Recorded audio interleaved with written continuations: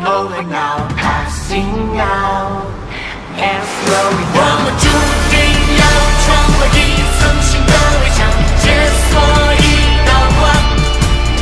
我们知道未来还有无限的巨浪挡在我前方，他们都筑成灵魂的高远了，是我祈祷，我相信我给我胆量。 最终决定自己命运的走向，握在我手上。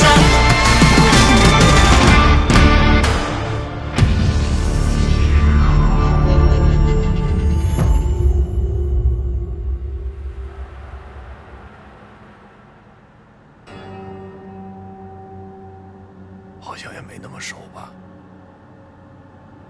不过是年少无知的时候。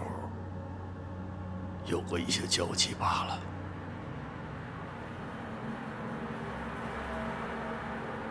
我听说，你们脑电技术委员会在内部表态呢。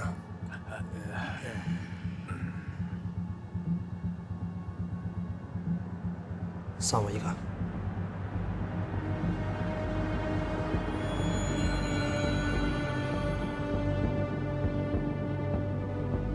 都不欢迎吗？欢迎。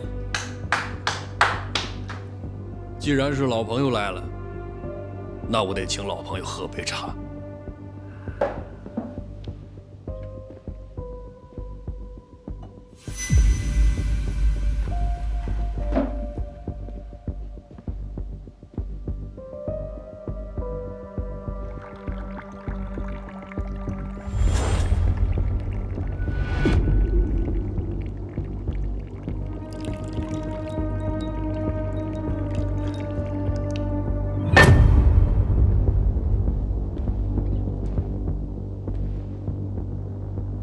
茶满送客，叶老板的意思我明白了，就是不知道，这也代表着在座各位的意思吗？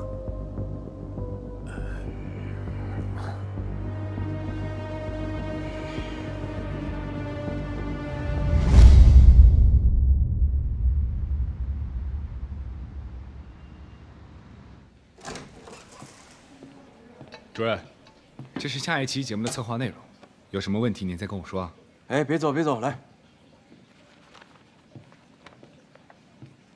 看你这样，昨晚又没怎么睡好吧？啊？您没什么事，我先走了。有事有事，回来。来来来。哎呀，你说我一看见你吧，突然想起我们家浩浩了。你还记得我跟我前妻闹离婚那会儿不？ 我也难过的不行，那时我们家浩浩才这么大点儿，就知道像个小大人一样，拍着我的肩膀说：“爸爸没事儿，妈妈不要你，我要你。”您突然说这些怪瘆人的，你有什么事直说吧。这有些人呢，就是你生命当中的过客，你知道吧？你以为他们很重要，但你过了这道坎儿，他们就不值一提了。 那您自己那坎儿，到现在不也还没跨过去吗？我在努力啊。行了，主任，我知道了。淼子这事儿吧，主要是来得太突然，但是现在基本上已经想通了。真想通了？真的？你不信啊？其实对于淼子吧，我主要是出于团队上的不舍，但是作为一个领导者呢，其实这件事情我是能接受的。来日方长，你想通就好啊。 你以后你打起精神，啊，别耷拉脑袋。再说这人员调动的事儿，也不是咱们的问题。咱们？淼子被调走，没通知您啊？你这小子，你比谁都聪明，你知道吧？你说咱们那个新飞液化栏目都拿第1了，盘台对你是100个满意，你可倒好。哎呀，出点成绩，你尾巴都翘上天了，干嘛呀？ 我电话不接行，人家是大领导，眼中无人呢，是不是？你跟我当领导，我也生气呀。您这意思，就是潘台默许王卓抢人，是想要敲打我？咱们就用第2个方案啊，就第2个方案。为什么不用第1个？第1个，我觉得还是第2个好。咱们就把张总收拾了。把东西清理干净。这样。你们聊什么呢？钱开义呢？姐，您不知道吧？张哥去了时间访谈那边。我听他说了。就是老钱这人啊，虽然面上没什么，但是毕竟淼子跟了他这么多年，他心里肯定不好受。钱哥这人就是嘴硬，他心里再难过都不讲出来。我们刚刚也是在想能做点什么，安抚一下他受伤的心灵。那你们打算怎么做呢？按照咱们的计划呀，大扫除。够专业的，钱开义那儿我来弄吧。这个不用了。那好，梅走。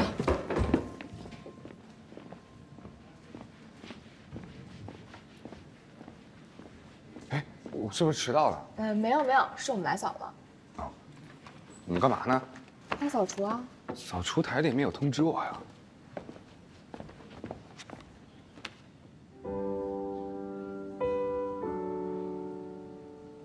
走啊，钱开义。谢谢啊，何段。吃饭了吗？吃点吧。嗯。大家一起来吃饭吧。钱哥，我感觉这儿空着也挺好的，正好可以放一些平时我们用不到的文件。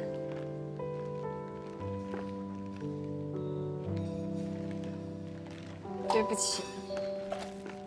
为什么道歉？我想通了啊，淼子有自己的选择，我不应该干涉，也没资格干涉。反正在未来，咱们都齐同并进，把电台的节目给做好。老钱，我也不知道你是真想通了还是假想通了啊，但今天正好趁着贺老师在这儿，我也给大家伙表个态，我认的是你钱开义这个人和你对节目认真负责的态度。只要你不忘初心，不管是时间访谈还是心扉夜话，你想做随便做，我都跟着你。我也是。我也支持心扉夜话，加油！谢谢，谢谢大体王。好，咱们现在少了一个人啊，工作量肯定会增加，大家咬咬牙，努努力，争取保住咱们第一的宝座，好吗？必须。快来吃饭吧。哎，好嘞，来吧。哎呦，这么多样啊！你们看，小红包，这桌子我擦的干不干净？干净。多吃点啊，要不然被钱开义全吃了。好嘞。来，喝。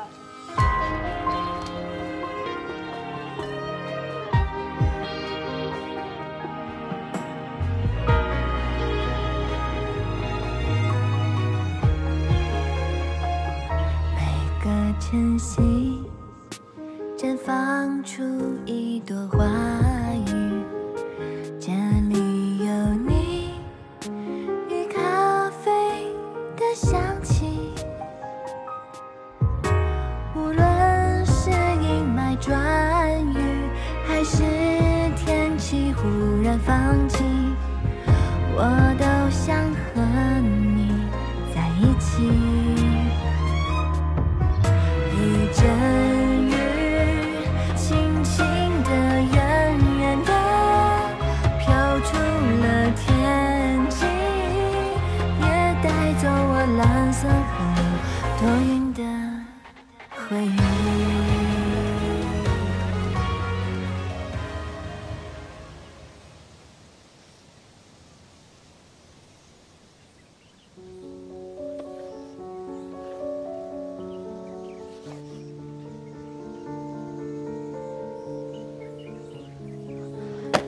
受害者曝光，施暴者打码，这些键盘侠有没有脑子？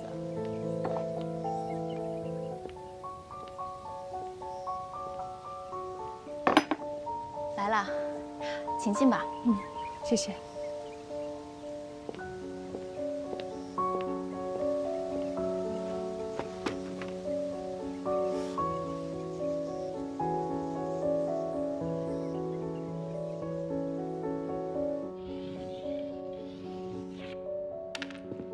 大家知道精神医学和心理学的区别是什么吗？心理学属于理学，精神医学属于医学。心理学是自然科学和社会科学的交叉学科，精神医学是自然科学。没错，还有呢？心理问题不严重的呢，就去找心理咨询师；但是如果心理问题严重的，就得去看精神科大夫。对吧？这是一个粗略的区分。准确来说，精神科医生的干预手段主要是药物治疗。那么大家知道，心理学和精神医学共同的生物基础是什么吗？神经学。没错。大家看黑板，我画了2个圆。第一个圆，神经学。第2个圆代表的是心理学。它们共同相交的地方叫什么？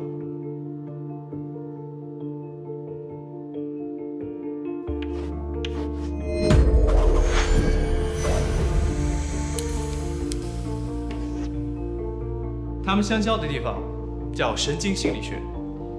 我们平常生活中在吵架的时候，经常会听到“神经病”这个词。那我们这里所说的神经病，真的是说这个人神经有问题吗？不是吧？不是。我们是不是说他心理有问题啊？对。但是现在生活当中，“神经病”这个词更像一个爱称一样。大家有没有注意到？我刚才在说心理有问题的时候，我捂住了自己的胸口。我们平常所说的心，是在这个位置。那么心理学里的心呢，是在哪里？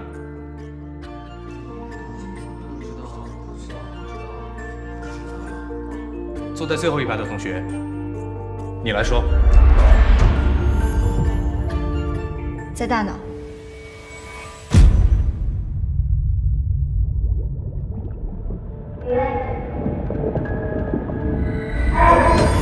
李薇，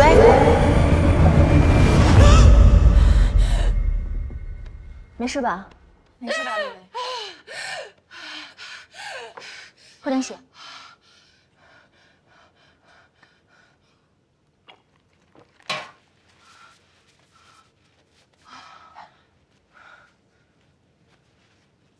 你还好吗？我刚才看你非常焦虑不安。没事。不好意思，我能抽支烟吗？不好意思啊，咨询室内有规定不能抽烟，但是如果你需要的话，我们可以到外面。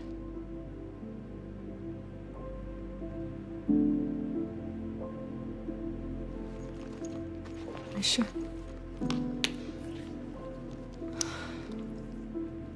你刚才怎么了？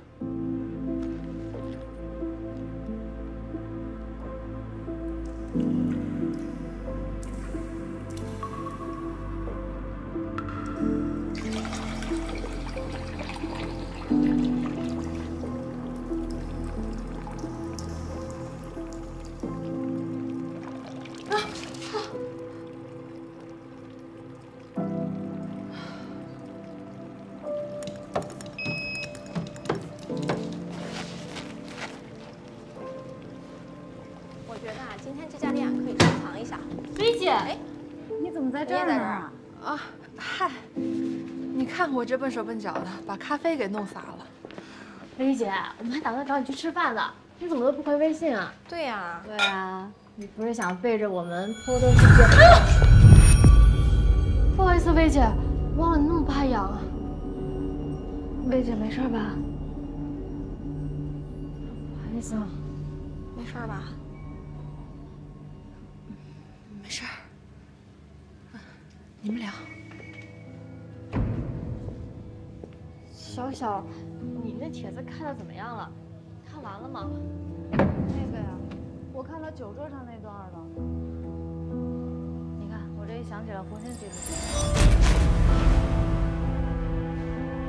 怎么办呀？我这晚上还约了客户谈事情呢，好多我都不敢去了。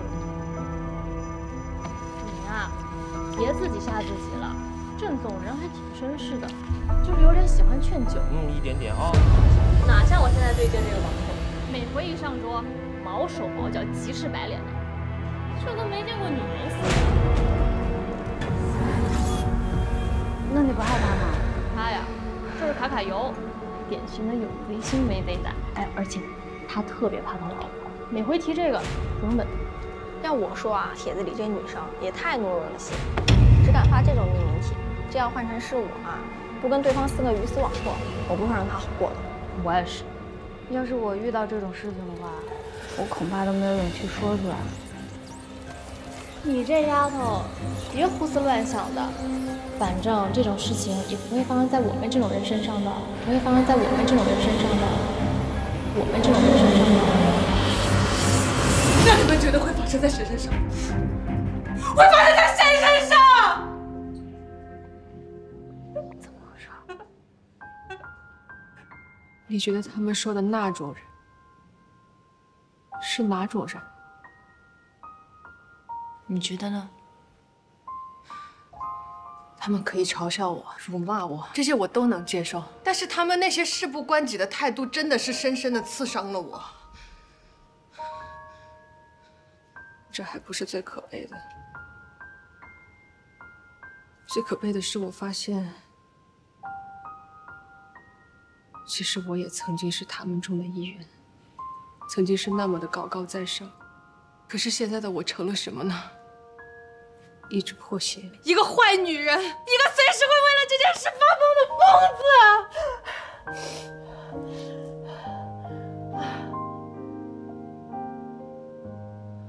就是因为我曾经也认同那些说法，所以遭报应了，都是我活该。李薇，你还记得我们上次说过的吗？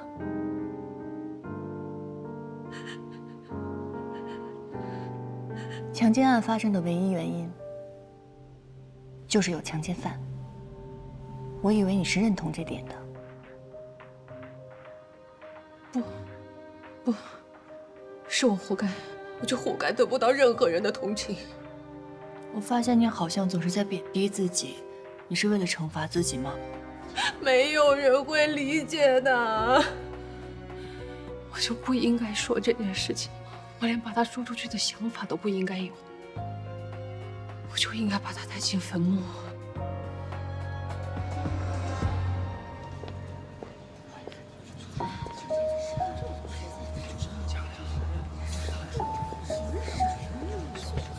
真的是他吗？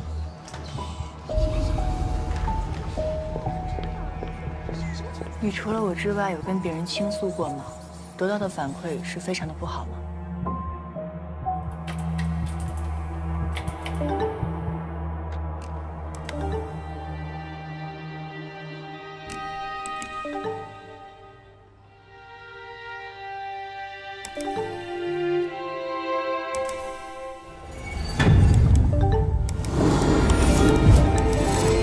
太不检点了吧？装什么装？那天你不是挺享受的？你要是真的清纯，穿的这么露呗。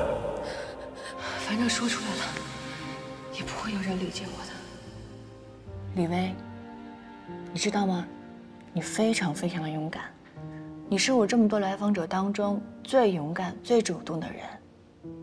你没有犯任何的错误，你没有任何问题。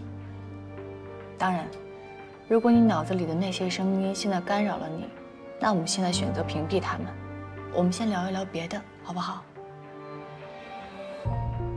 没用的，没有人会同情我的。谢谢林姐，那我先走。哎，等等，你最近是不是休息的不太好啊？看你总没什么精神的样子。对不起，林姐，是不是我工作上面出了什么问题？我们部门不是有个外派学习的名额吗？我向公司推荐了你。我以为你们会优先考虑别人呢。你最近的状态我都看在眼里，你是我看着招进来的，胳膊拧不过大腿，我不想看着你这么优秀的孩子被一些不愉快的事情击垮。这次机会很好，你也可以趁机出去走走，调整调整状态。林姐，那些事情仅仅只是不愉快吗？小薇，姐也是心疼你。都是女人，我知道的。你说，我们女人经历了这种事，能怎么办呢？咱们两个不是互相喜欢吗？可是他都做了这样的事情，还能当做什么都没发生吗？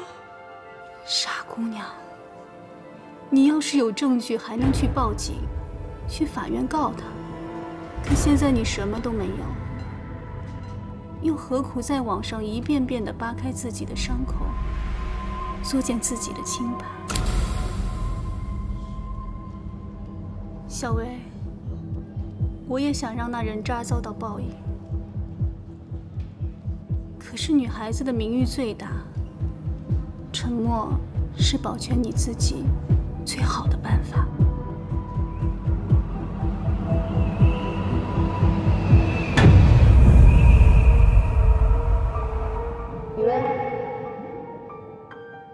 李薇，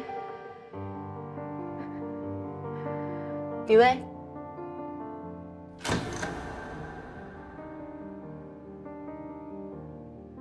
我知道这很难，但你真的已经很勇敢了。你说，是不是只有他们自己也经历了同样的事情，才能理解我一点啊？我知道我这样想很恶毒，但是我控制不住我自己，我控制不住我自己的诅咒他们，我诅咒他们也经历跟我一样的事情。李薇，如果你真的不想抗争的话，你可以选择一个很轻松的方式。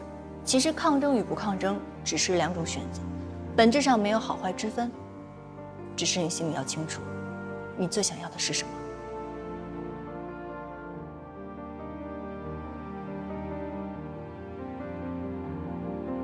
我不知道，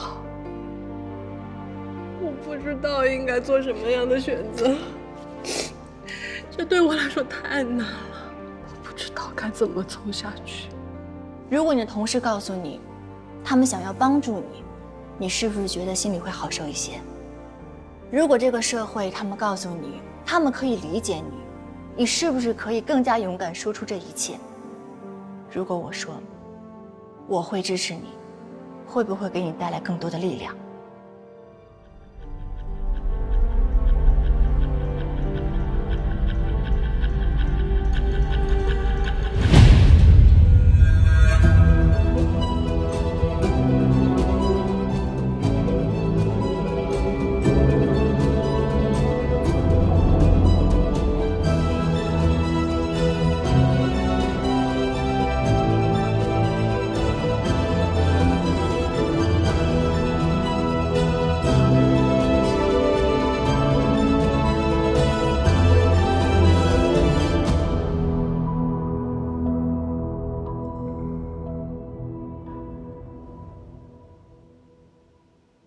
你是说，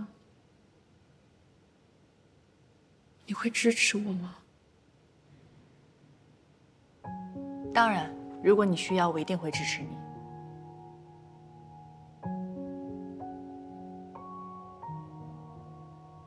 谢谢你，何老师。但是我可能需要一些时间好好想一想吧。当然，可能我刚刚说的那些已经扰乱了你的思路。我刚才说的话不能决定你的选择，最终的决定还是你自己。何老师，你的支持对我真的很重要。我会冷静的想一想。我明白，李薇，无论是什么样的结果，别人支持不支持你，我想最后的结果都要你自己去承担。你要想好这一点。不着急，你可以回去好好想一想。这个话题等我们下一次再聊，好吗？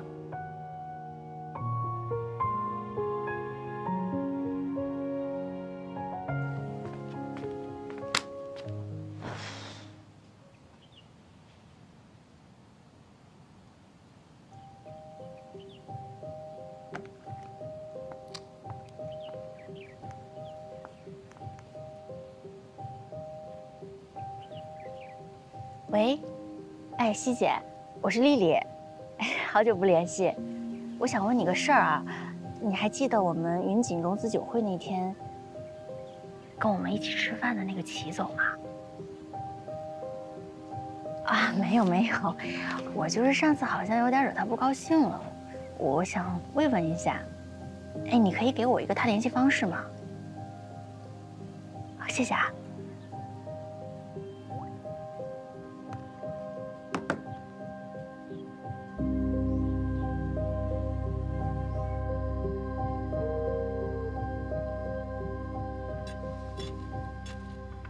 老姬呀，我没能亲眼见着这场大戏，哎呀，真是可惜呀！我可听说了，这叶继承啊，又灰头土脸的败下阵来了。你都快成顺风耳了，什么都瞒不住你。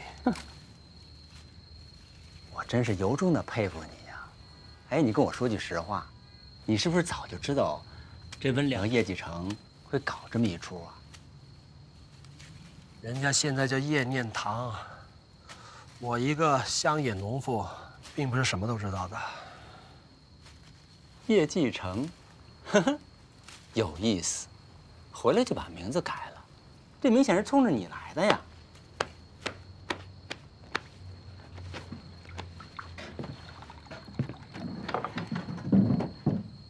你可别怪我没提醒你啊！这叶继承回来又改名字，又插手学会，背后啊，肯定还有见不得人的事儿。人家是个商人，一切向利益看齐，守不守得住底线，那是他自己的事儿，是你我都左右不了的。我可听出了兵来将挡，水来土掩的策略啊。不过我觉得主动抢占先机也许更好一些，正好啊，可以清算清算学会的毒瘤。我听说你们脑电技术委员会在内部表态呢。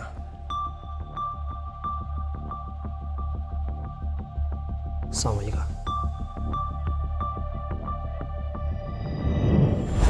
这么看来，你之前说温良的话，真是一语成谶呐。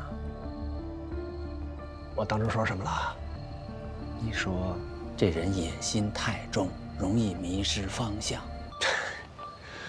我自己都记不得了，这么多信息放你脑子里，你不累吗？我这记忆可是分区的，这边是学术，这边是八卦。哎呀，真有你的！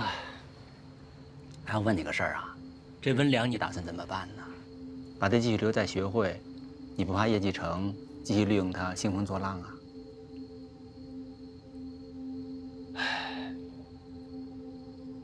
这草啊，和菜苗长在一起，就会影响菜苗的生长。你把它放到一旁，它就会化在土壤里，变成菜苗的营养。这人生啊，处处发生转机。学术也好，野心也罢，都需要牺牲精神。这要看他有没有想清楚自己到底想要什么。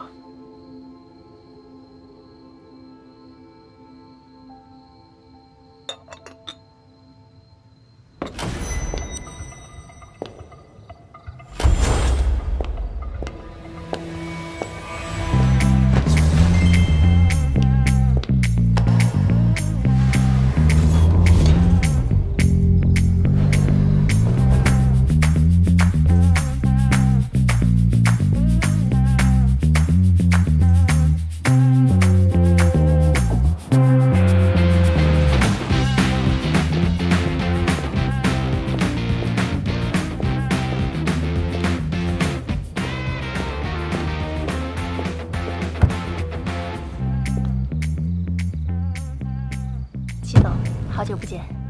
什么项目啊？这么着急？看一下，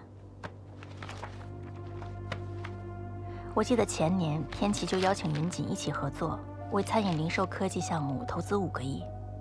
那个项目第2年就为云锦带来了10%的投资回报。我记得当时你就说过，食品科技项目会在未来5年保持高景气的发展，所以我特别有信心，这个项目能跟您再创造一个奇迹。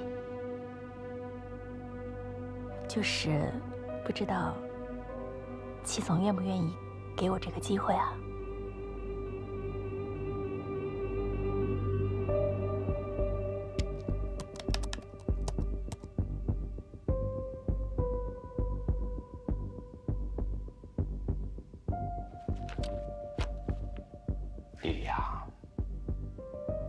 记得你从曹万里这儿出来之后，转行去了房地产是吧？放着那么大的事业不干，怎么突然还找我做这种小买卖啊？啊？不瞒你说，其实我最近遇到了一点麻烦。老房的事儿啊，不要误会啊。你也知道，啊，这个圈子就这么小，我呢，谢谢，多多少少也听到了一些。不瞒你说，我真的就只是单纯的想谈个恋爱，没想到事情搞得这么复杂。他当时给我妈买了一个店铺，那都是你情我愿的事儿。谁知道，后来他老婆就隔三差五的来找人逼我要钱。那你说我那店铺都已经当出去了，我哪有什么钱呢？我也想天天坐在办公室里赚钱，这不是没办法才出来自己跑业务的吗？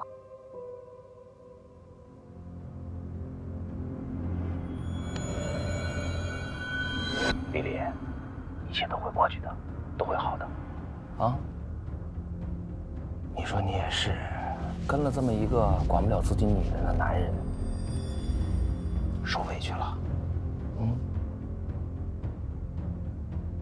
齐总，其实您都不用安慰我，我都想得特别明白，人生啊就是这样，什么事儿都要靠自己，靠别人都靠不住的，有钱才能有底气，对吧？这个项目我在云锦的时候就想做了，所以这次特地找您。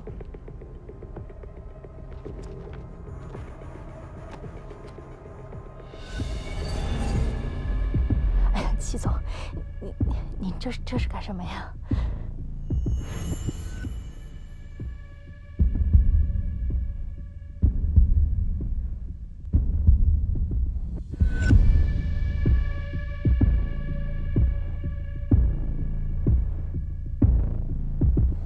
我以为你都想明白了，才来找我的。我想，我们还是先聊工作。好。你的这份项目书做得很好，但是你真的不会以为单凭这几张纸就让我出钱吧？我当然知道，但是齐总，我知道你应该能理解我最近遇到的这些事情。我也是怕给您添麻烦呀。男人，还是因为男人。男人呐，就跟这个项目，或者说你那工作一样，只要用不习惯了，你完全可以把它换掉啊。你说，你跟了我多好啊！我既没有老婆，也比老房更得到分寸。过去呢，你背后有云锦，现在可是孤家寡人了。如果不拿出点诚意的话，我凭什么在你身上花钱啊？丽丽，你是个聪明人，应该知道，一个女人对男人最大的诚意，它是什么？齐总，您当时就是这么跟李薇说的吧？后来不是用完就丢了吗？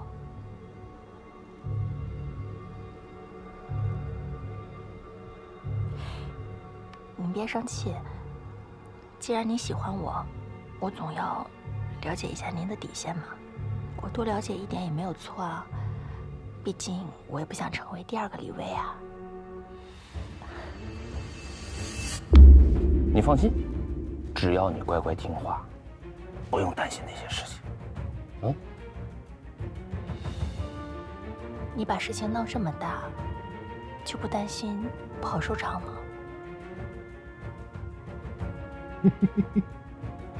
我怎么可能收不了场啊？是李他说我强迫了他，他配吗？哼，我看上他，对他来说那就是天大的恩赐，可他呢，不知足，非要反过头来咬我一口，结果是什么？牙崩了。丽丽，如果你决心跟我在一起了，可千万不能学他，知道吗？当然，当然。季总，我冒昧的问一句，网上的那些照片，也是你找人放的吗？是我，我不想把事情弄得那么麻烦。我喜欢的女人很多，最开始不同意的也很多，但结果呢，在我这儿都是服服帖帖的，只有他李威不识抬举，那等待他的只有死路一条。好啦，不聊他了啊，咱们来好好研究研究项目。哎，季总，来吧，季总，你别这样，季总，别季总，季总，你别季总。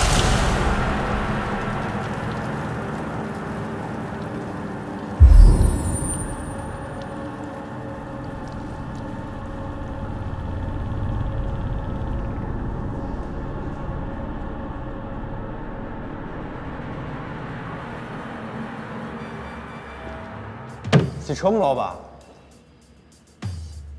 就我不洗车呀。30块钱一次，洗特干净。谁好？来来来，这是100块钱啊，赶紧滚！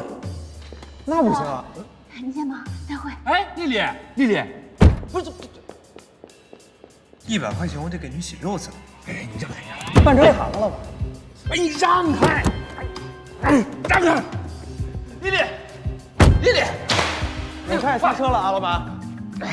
丽丽，谢了。丽丽，你，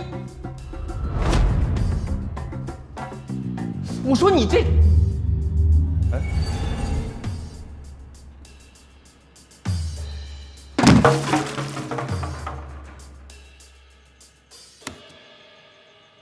徐总，我冒昧的问一下，网上那些照片也是你找人放的吗？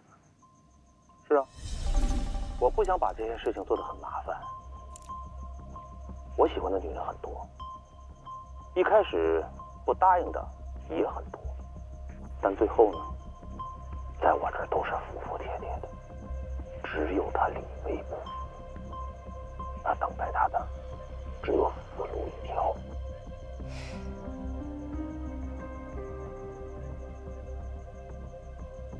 看不出来啊，你还挺有当间谍的潜质。我要的东西呢？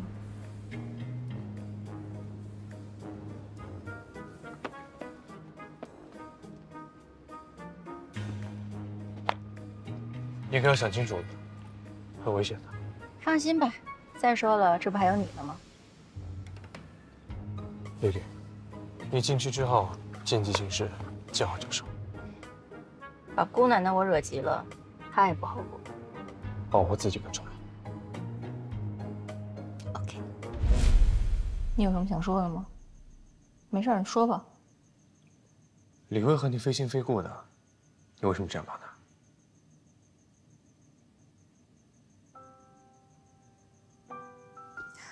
其实我不是帮他，我是想帮我自己。我当初遇见那个人渣的时候，及时脱了身，我以为那样就能息事宁人。但是我这两天一直在思考一个问题：如果我当时能第一时间教训那个人的话，可能那些女孩就会少受一点伤害吧。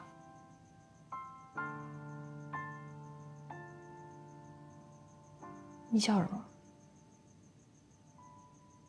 我觉得你挺有当女侠的潜质的。那你就是男侠呗。那词叫少侠。少侠。女侠。夜未央，天微凉，心扉夜话即刻起航。欢迎回来，这里是心扉夜话。哎，何老师，最近关于不完美受害者的议题在网上传的是沸沸扬扬的。那么从你个人的角度，不完美受害者对你来说意味着什么？在这里，我想借用我非常喜欢的一名音乐人莱昂纳德·科恩在《颂歌》中的一句歌词：“万物皆有裂痕，那正是光照进来的地方。”是的，的确如此啊。如果你刻意的去拿一个放大镜去审视任何一个人，那么谁的身上呢，或多或少都会有一些污点。世界万物皆无完美，我们应该去接受自己和对方身上的不完美，而不是去苛责。是的，其实有不少的受害人，正是因为他们身上的不完美而感到羞愧，导致于他们不敢向外界求助。的确如此啊。在我们看来呢，当我们受到伤害的时候，如果比起太在乎别人的看法呢，我们第一时间应该先发出一个求助的信息，我们要保护自己的安全和维护自己的权益。是的，与其称他们为不完美的受害者，我更想称他们为勇敢的幸存者。在面对突如其来的危险的时候，我们正常人都会不知所措。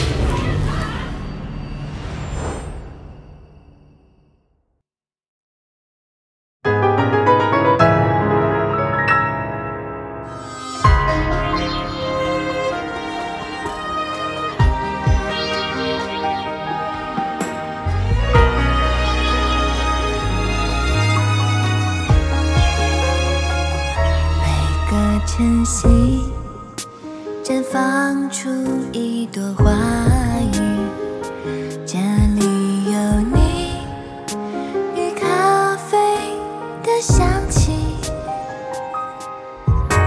无论是阴霾转雨，还是天气忽然放晴，我都想和你在一起。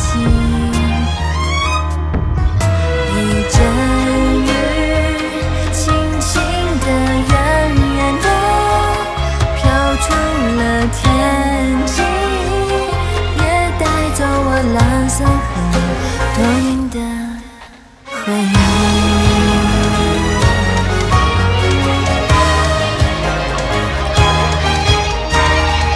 雨绽放出晴朗如歌的风景。也看见你亮如星辰的眼睛，它温暖我的笑容，倾听我真实的声音。